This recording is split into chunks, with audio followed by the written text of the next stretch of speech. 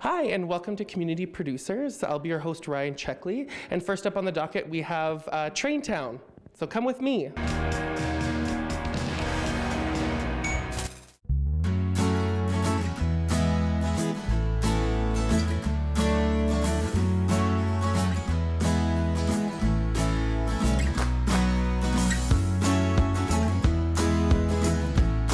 Hi, and welcome to Train Town. I'm your host, Josh. Today we're here at the Prairie Dog Central having a look at a local N-scale model train group. We talked to 3 different model railroaders and have a look at 3 different layouts. Let's see.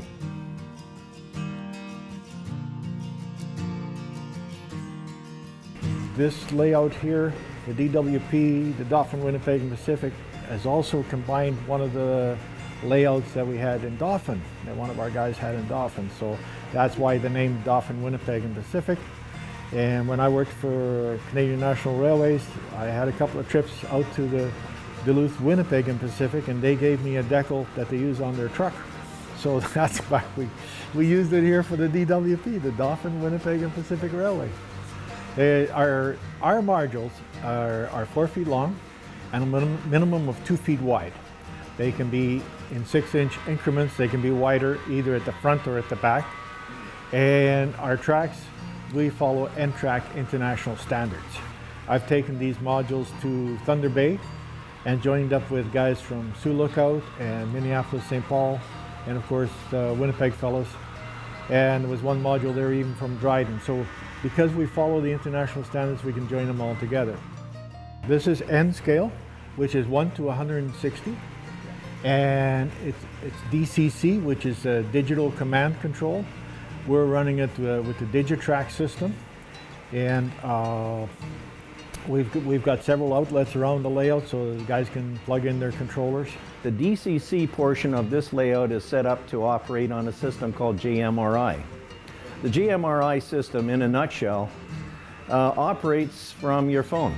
You can pull your phone out, you can use your laptop, you can use any of those devices, Androids, to set up a throttle system that will link with the Wi-Fi system on the train and allow it to function from a remote location and do all the things that you could do from a handle or anything else. Basically, anybody can download that throttle system and operate on the Wi-Fi very simply and elementary. So, the year we started with these 4 basic modules was in 2010. And it was a very fortunate find for us that we got through one of our members who happened to be out here inquiring about maybe finding a building that we could build. And the president of the club, Prairie Dog, had mentioned that, oh, funny you should ask, we got an empty building sitting over there. And 3 years later, this is the point we're at. What we've got, the way we've got this set up now is this is the 1930s and 40s. You can tell that by the vehicles we've got on the layout. And of course, some of the buildings, I mean, even today are over 100 years old. The buildings aren't that critical. It's the vehicles that we're using. And that's from the 1930s and 40s. Whereas over to the other part of the layout, we switch more anywhere from the 1960s and up because we've got different, newer series of vehicles. Plus we've got the new grain cars and everything, so. Overall, I think everybody has their input into a lot of it. Some of us were doing scenery, some of us were doing electrical, making buildings. This theater is a series of filaments, 72 holes with the fiber optics in each hole, and then there's collector tubes that gather certain numbers of filaments to give you a chase light scene. and we added these 2 modules over the last season and a half, I would say. These 2 modules allow us to use this portable for smaller shows, but it has a lot of activity, a lot of interest, and a good focal point, a scale replica of the Prairie Dog Central next door. So the storage house, the ticket office, even the water tower, the office next door to us, and our building here all represent an exact scale replica of what what we have in real life. So it's very interesting to us as a club. It was a good interest point, and to the public, it's something that we can talk about too when we take it to a show. We can help out with the Prairie Dog Central next door as well as ourselves. Because every time they operate on a weekend through the Prairie Dog Central, their passengers get on the train, and when they get off, our building is open to the public and they can come through and tour through our building. It gives us an opportunity to get together as a group, to meet and to operate trains and have fun. And that's what this hobby is about. When you can consider, if there's a moment, we have some of our members like Allison Onslow, who is a big part of our club. She's done lots of things in operating with us. She can operate anything and is operating one of these trains right at the moment. And it's something that we feel as a club is real beneficial to our community and to the people in our community. Well, I'm third generation railroader. I worked for Canadian National Railways. My father did, and he also worked for VIA for a while. And my grandfather over in Europe, he worked for the railway there. So it kind of, since childhood, I've had trains and I'm kind of stuck with it. I've built stationary models before, but stationary being the operative there, it didn't move. I wanted something that moved. And so I tried slot cars, but they only went in one direction. And so when the trains, they go in both directions. So now I got lots of movement in my hobby, and that's what trains. I think primarily there's a fellowship, and there's certainly a camaraderie amongst our membership. We meet frequently. We have Saturday morning breakfasts. We operate on Sundays and Saturdays. We operate during the week. We have our meetings. We do shows. We do shows in the community, for example, at the Forks or at Kildona Place or in Steinbach or at the Garden City. And we display what we love to do. We take and make an effort to support a charity that we work very hard for, which is the Children's Hospital Foundation. And our club generates money for that foundation every year, and we donate to that foundation every year. So it's a special thing for us. It reaches out to the community. It's something that I enjoy. You use your creative mind to build different scenes and things like that. There's a lot of creativity that goes into it. My favorite piece is the theater. Okay. Because of the amount of time it took to build it. Rule number 1, it's my railroad. Rule number 2, if you have any problems with that, refer to rule number 1. Hi, okay, and up next we're going to be at Chicos Corner, and we're learning some new soccer skills today, and one of them is going to be trapping the ball. So come with us, we'll teach you.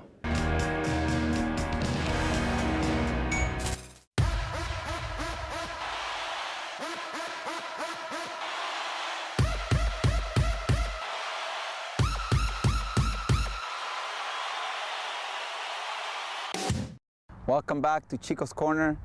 We're here with Kate and Chris.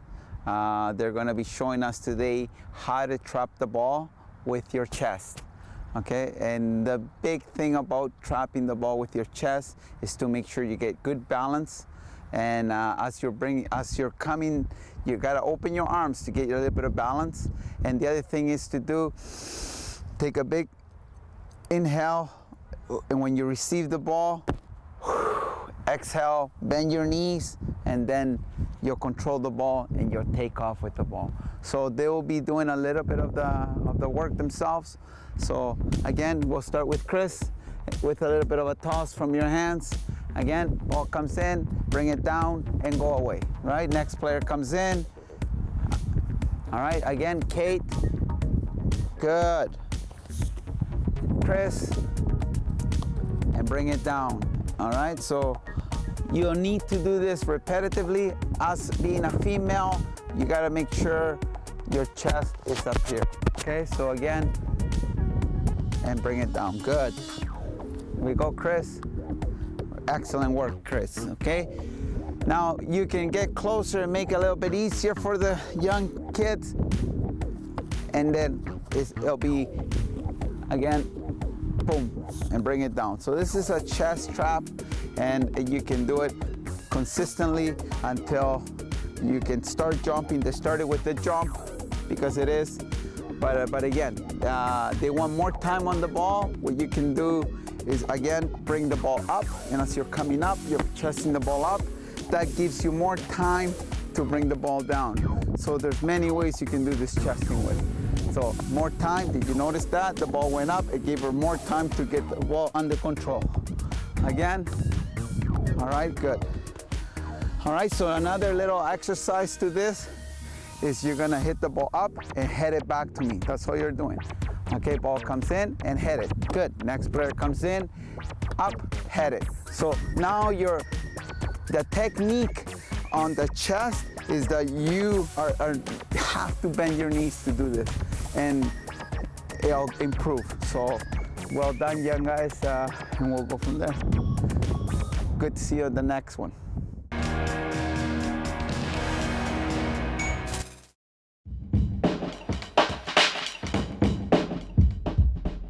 On today's episode of the Candid Chef, we're hanging out with Edward Lam, owner of Yujiro Japanese Restaurant. You can find Ed in his kitchen at 1822 Grant Avenue.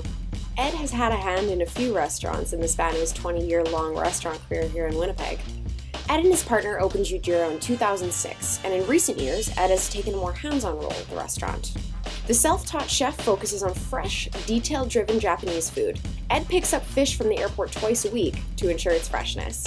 You can usually find Ed behind the sushi bar at Yujiro, but today he's in the kitchen. Let's go check it out. How are you doing today? Very good. Thank you so much for having me in your kitchen. What are we making today? We're making rice. Okay, what's the story behind this one? Rice is something that I ate when I was a kid. We made it all the time, and now I made it for my kid all the time. So what have you learned from opening multiple Japanese restaurants in Winnipeg specifically? Cooking has actually helped me a lot with teaching me being patient. I'm a very impatient person, and to be a good cook, you have to have patience. Yeah. You can't rush into stuff, Yeah. and cooking teach me that. And since I opened the first restaurant, I love cooking. I love it so much, I cannot stop. I cook. I even cook when I'm sleeping, honestly. In your, Yes. your dream? I dream cooking. Sometimes when I have competition and stuff like that, Yeah. I wake up the middle of the night because I dreamed of some dishes. And then my wife say, "What are you doing?" I say, "Give me pen and paper. I have to write stuff down." What is the biggest difference, in your opinion, between North American cooking and Japanese cooking? Japanese cooking, a lot of people, there is quite a different Japanese cooking. Yeah. There is sushi, everybody refer, and know as Yeah. Japanese cooking. And there's other stuff. We have kaiseki, omakase, a lot of different style. But for sushi, is a lot different. For the chef wise, Yeah. it's the same. See, right now the new style of cooking is fusion. It's fusion to the way that they don't even say what's from where. being fused? Yes, like you have people that are doing so good, and they will put Japanese and French and Italian all mixed together. What is the meaning of your tattoo? It's in every photo I've ever seen of you. You've clearly had it for a long time. I'd love to know. Yes, my tattoo is for my wife. And I met her in Hong Kong. she the reason you moved back to Winnipeg? Yes, we got married and then we came back. And we weren't gonna come back to Winnipeg, but we landed in Vancouver. We Yep. stayed there for 2 months. And then we end up saying like, okay, this is boring, there's nobody I know. And I came back, my friend is here. So that one-way ticket, stay here for 15 years. What's the most important lesson you've learned about yourself from cooking? Care about people. You have to care about people. You have to care about details on people, facial expression, so you know people will really like it. Or even sometimes when customers come in, I kind of can guess what they eat, what they don't eat. Right away, yeah. Yeah.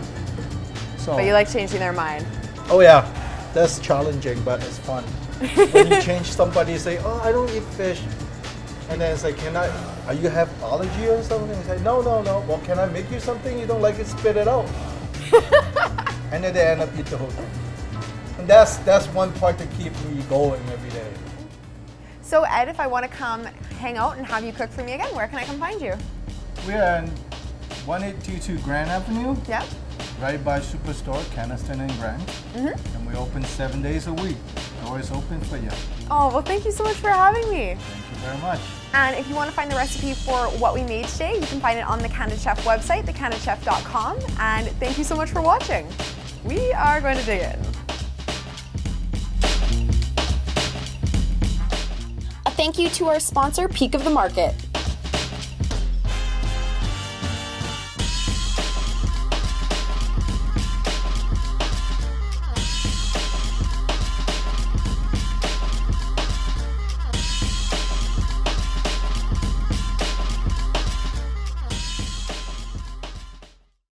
Okay, and on this week's pet profile, we have Fiona, and she's a ball of fun, and she's looking for a new home.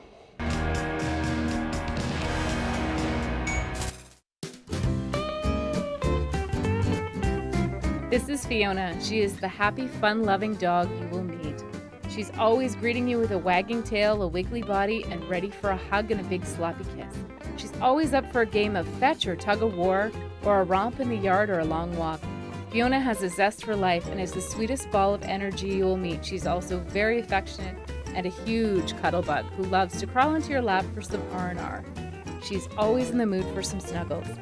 She would do best in a home with older children as she doesn't yet know her own strength and can take you off guard if not prepared, but is working on learning her manners. She is great with all people and loves to play with other dogs. She would do best in a home without cats or other small critters.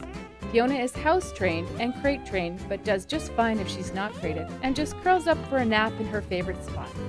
The bed, of course, if left, it will be her own. So basically, if you're looking for the perfect mix of a sweet, affectionate, fun-loving, cuddly pup, then Fiona is your girl.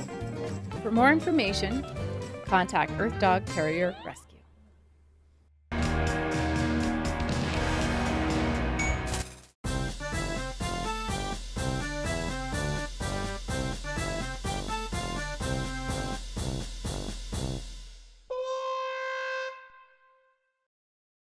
Welcome to Don't You Know with me, Jules McDonkey. Today's episode is a rather special one. I was recently contacted by Frankie Francesco. Oh yes, it's just a pleasure. Oh, no. Thank you very much for having me, Jules. Thank you oh, for I coming. appreciate it. Okay. You. Anywho, so you contacted me because, well, why don't you tell everyone watching at home? Everyone, I came to Winnipeg because I truly believe that Jules McDonkey is the next haute couture icon. Oh! Look at her. She's so Coachella 2017. Yes. Yes. What is Coachella? Oh, honey. I'll tell you when you're older. I don't understand. Okay. All right. Anyways, you were just admiring me, yes? Yes. Very beautiful. Oh, thank you, as are you. Yes, I Tell know. me about this outfit, Frankie. Tell me, honey. Oh, you know, a little Balenciaga here, a little Gabbana there, Ooh. and I'm especially proud to announce my new item that I myself have invented. It's called a blarf. Whoa. A blanket scarf. Oh, can I smell Blarf. it? Can I Smell? smell it? Smell? All right. Yeah. Blarf. Oh, Patent it. beautiful. Thank you. I know. Well, thank you so much for writing to me and recognizing myself as a fashionista. I've always felt that way about myself, but it's just nice to have the recognition. It's very next generation. So, I have some photos for you today that I'd like. These aren't people I know or anything. I just want you to, examine their clothing and tell me what you think about their sense of style. So you just, Frankie love, you just go for it. Yes. Okay. Santa Claus is stuck in 2009, and this Looks like my grandmother. Oh, so 5 cute. years after she died. Oh. Frankly, I think that the pot is dressed better than both of them. That's true. And that's like a pearl blue or something, hey? Cerulean, actually. Oh, you just know so much. I know. Can I talk now? No. No, I didn't think so. Okay. There you go. Oh, sweetie. Isn't he He's just dashing? gorgeous. Might have to steal him for myself. Frankie, do you not know who I am? Jules McDonkey. Yeah, right? I'll take you Yes. down, okay?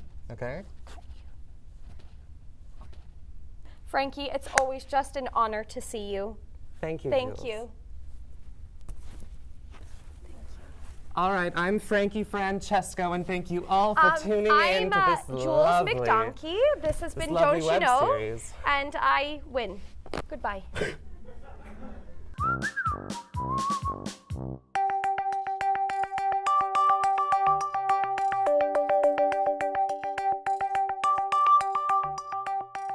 Hey guys, Avery here with Control-Alt-Delete. Now many of you are probably familiar with some of the most popular hotkeys or keyboard shortcuts such as Control-C or Control-V for copying and or pasting respectively.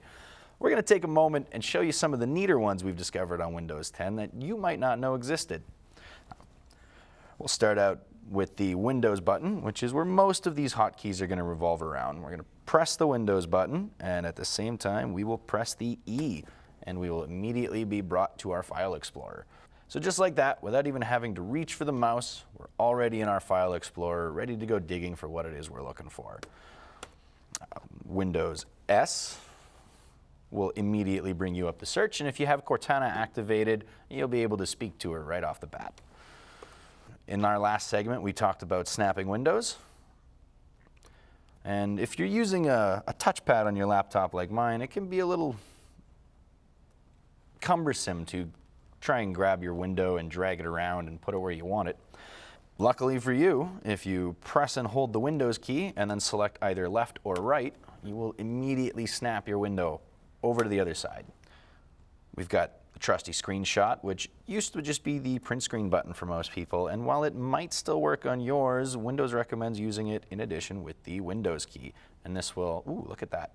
Snap that picture of whatever it is on your screen at the moment, whether it's a still image, a movie playing, or just something you stumbled across on Facebook that you wanted to cut out, edit, keep, print. And you will find those in the screenshot folder. Now, if you don't know where that is, we can press the Windows S button, type in screenshot, and just like that. And there's the screenshot I saved. Alt F4, if you're unaware of this, by the way, closes the active program. So without having to do anything else, just 2 taps of my fingers, and it's gone. I could do the same thing here. Now, if you have multiple programs running, let's get a few windows up here. One of the easiest ways to browse between them is by holding Alt and pressing the Tab key. And this will bring up a list of everything that's running and allow you to go through it, as well as a handy little screenshot so you can see what you were last doing with the app. If you ever need to quickly get to the desktop, you can press and hold the Windows button and the D button, and it will immediately minimize everything that's running and bring you right back to your desktop. Now, if you wanted to go back to what you were doing, the Windows D key again reverts what you just did. And lastly, one of the neatest features, in my opinion, is the virtual desktop. So if you press and hold the Windows button along with Control and again the letter D, it's going to open up a second virtual desktop. Now, this can be useful if you do both your, say for instance, your business and your personal work, and maybe even your gaming all on one computer. You could have 3 separate desktops set up. One for gaming, one for your files and personal stuff, and then one for your business. Navigating through them is pretty simple. It's just Windows key, Control, and either left or right, and you will slide through them. Of course, if you ever need to see them all or you can't remember which one you're looking for, our lovely little task view down here will open everything up for us, and then you could use the mouse and just keep making desktops. And the hotkeys to close your virtual desktops is Control, the Windows button, and F4. Very similar to the Alt F4 we use to close applications and programs. And there you have it, 10 simple ways to make your life a little easier while saving precious seconds.